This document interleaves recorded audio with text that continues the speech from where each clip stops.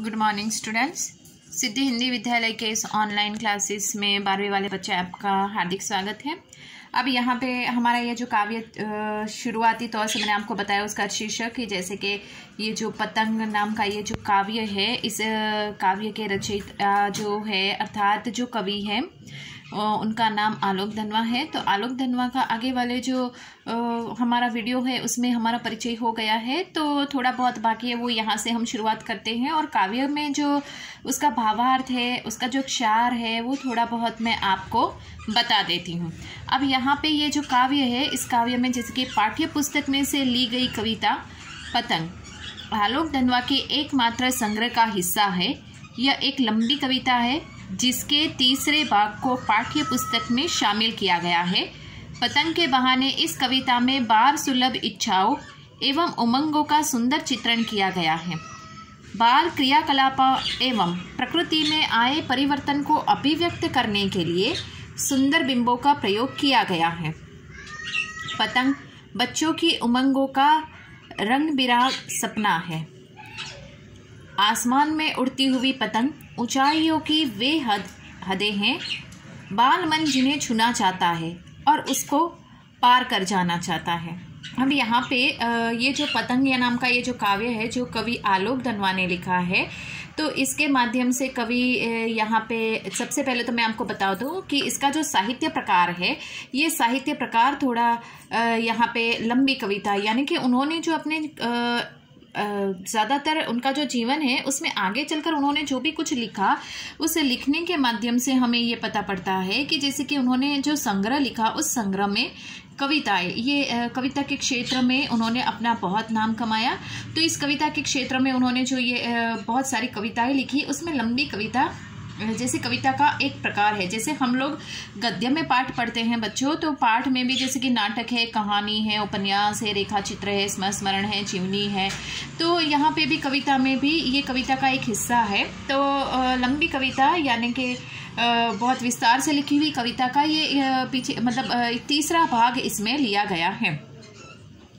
अब इस पतंग कविता के बहाने कवि हमें बहुत सारी ऐसी बातें बताना चाहते हैं। जैसे कि सबसे पहले मैं आपको बता दूं कि ये कविता जो है ये बच्चों के ऊपर लिखी गई है। उदाहरण के तौर पे आपने देखा होगा जब पतंग उड़ाने की मौसम आती है, उस समय जो त्योहार आता है, उस त्योहार में बच्चे क्या करते हैं, रंग बिरंगी पतंग को उड़ाते हैं आसमान में। तो यहाँ पे पतंग किस प्रकार से आसमान में उड़ती है, रंग बिरंगी स्वतंत्र होकर यहाँ वहाँ डोलने लगती है, और ये पतंग जो होती है वो आसमान को छूना चाहती है। आसमान में किस प्रकार से वो कभी कभी मनोरंजन के साथ घूमती हुई दिखाई देती है, कैसे वो आसमान को छूना चाहती है, आसमान की ऊंचाइयों को पार करना चाहती है। उसके बारे में हम जब पतंग उड़ाते हैं तो हमने देखा कि पूरा आसमान जैसे कि रंग बिरंगी पतंगों से भर जाता है। तो बिल्कुल उसी प्रकार से यहाँ पे जो बच्चे होते हैं, कवि का कहने का तात्पर्य है इस कविता में कि ये जो बच्चे होते हैं, बच्चों का जीवन भी ऐसा ही होता है कि जैसे कि समय के साथ साथ जैसे वो बड़े होते जाते हैं वैसे ही वो आसमान की ऊंचाइयों को छूना चाहते हैं। आसमान की ऊंचाइयों को छूना अर्थात अपने जीवन के पहलुओं को समझना चाहते हैं, जीवन में आगे बढ़ना चाहते हैं। जीवन में जिस प्रकार से बाल सुलभ जो प्रवृत्तियां होती हैं, उन क्रियाकलापों एवं प्रकृतियों से बाहर निकलकर वो इस जीवन को, मनोरंजन को जी भर के जीना चाहते हैं। इन सारी बातों के ऊपर यहाँ पे ये कविता लिखी हुई है। तो यहाँ पे इस कविता में सुंदर बिंब यानी तरह तरह के उदाहरण प्रस्तुत किए गए हैं कि कैसे सुंदर सी रंग बिरंगी पतंग आकाश में उड़ती है। कटी हुई आसमान में कभी कभी पतंग कट जाती है, तो उन कटी हुई पतंगों को लेने के लिए बच्चे किस प्रकार से उसके पीछे भागते हैं, हम किस प्रकार से इंसान जो होता है वो धीरे धीरे बड़ा होता है और अपने जीवन की कठिन परिस्थितियों को सुलझाना चाहता है, और उसके ऊपर ये सारी ये जो कविता है वो लिखी हुई है। अब थोड़ा सा और आगे बढ़ते हैं। कविता धीरे धीरे बिंबों की एक ऐसी नई दुनिया में ले जाती है जहाँ शरद ऋतु का चमकीला इशारा है, जहाँ तितलियों की रंगीन दुनिया है, दिशाओं में मृदंग बजते हैं, जहाँ छतों के खतरनाक कोने से गिरने का भय है, तो दूसरी ओर भय पर विजय पाते बच्चे हैं जो गिर गिर कर संभलते हैं और पृथ्वी पर हर कोने खुद ब खुद उनके पास आ जाता है। वे हर बार नई नई पतंगों को सामने ऊंचा उड़ाने का हौसला लिए फिर भादों यानी अंधेरे के बाद के शरद यानी उजाला की प्रतीक्षा कर रहे हैं। क्या आप भी उनके साथ हैं? ये प्रश्न हमसे पूछा गया है।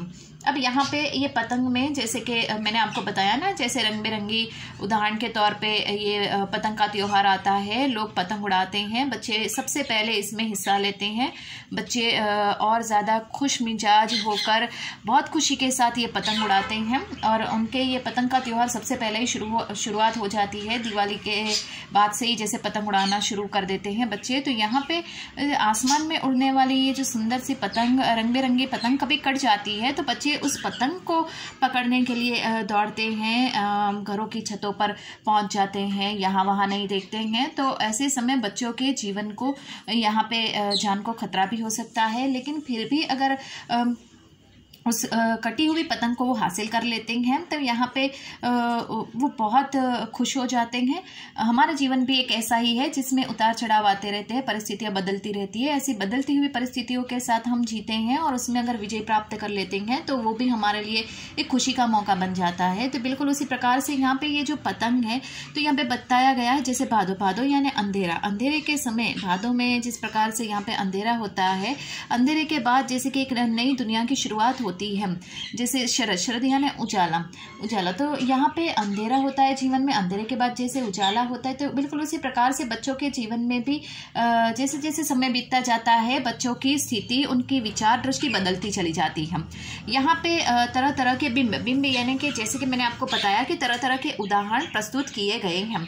जैसे शरद ऋतु की चमकीला इशारा, शरद ऋतु यानी उजालों के दिन आपने देखा होगा कि जैसे कि यहाँ पे भादों यानी कि जो ठंड की मौसम होती है, यहाँ पे अंधेरा, उसमें ठंड की मौसम में बहुत जल्दी अंधेरा हो जाता है। और शरद ऋतु यानी कि उजाला होना, जैसे कि ये पतंग का जो त्यौहार होता है, पतंग के त्यौहार के बाद धीरे धीरे दिन जो होता है वो बड़ा होता जाता है, मतलब उजाला धीरे धीरे बढ़ने लगता है और अंधेरा धीरे धीरे कम होने लगता है।